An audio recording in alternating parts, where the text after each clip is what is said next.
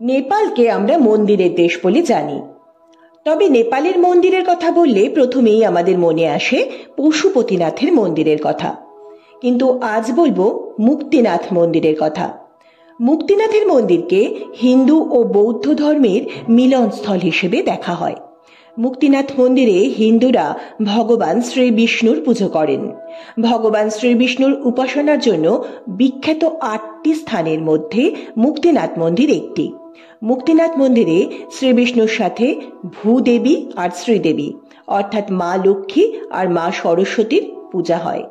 আর এই মন্দিরে জানকী, লবকুশ, গরুড় এবং সপ্তঋষিরও পুজো হয়।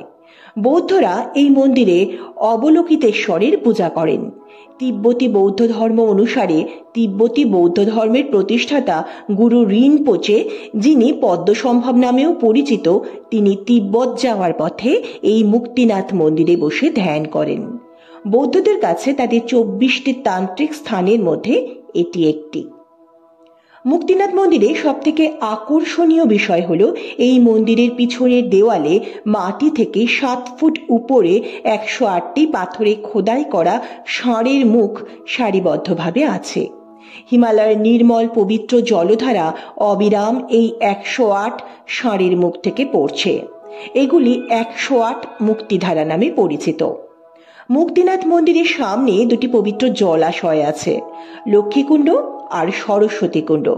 এই 2টি কুণ্ড একত্রে মুক্তিকুণ্ড নামে পরিচিত।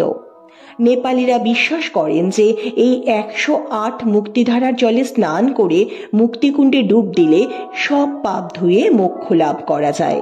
তাই যথেষ্ট উচ্চতা এবং হিমশীতল জল হওয়া সত্ত্বেও নেপালিরা তাদের ধর্মবিশ্বাসকে সম্মান জানিয়ে মুক্তিনাথ মন্দিরে প্রবেশের আগে এই জলধারা ও মুক্তিকুণ্ডে স্নান করেন। এই মন্দিরটি বিশ্বের উঁচু স্থানে অবস্থিত মন্দিরগুলির মধ্যে অন্যতম। এই মন্দির অন্নপূর্ণা পর্বতশ্রেণীর পাদদেশে অবস্থিত, থোরুং লা পাস পাহাড়ের ঠিক নিচে। যারা ট্রেকিং করেন তারা বিখ্যাত অন্নপূর্ণার সার্কিট ট্রেক করে এই মন্দির দর্শন করেন। আপনি যদি ট্রেকিং করতে না চান তাহলে এই মন্দির পরিদর্শন করতে হলে কাঠমান্ডু বা পোখরা থেকে বিমানে জমসম যেতে হবে। জমসম থেকে জিপে করে মুক্তিনাথ মন্দিরে যাওয়া যায়। আপনি যে মন্দিরগুলি পরিদর্শন করেছেন তার মধ্যে কোন মন্দির সব থেকে আপনার মনকে টেনেছে জানিয়ে রাখুন কমেন্ট সেকশনে।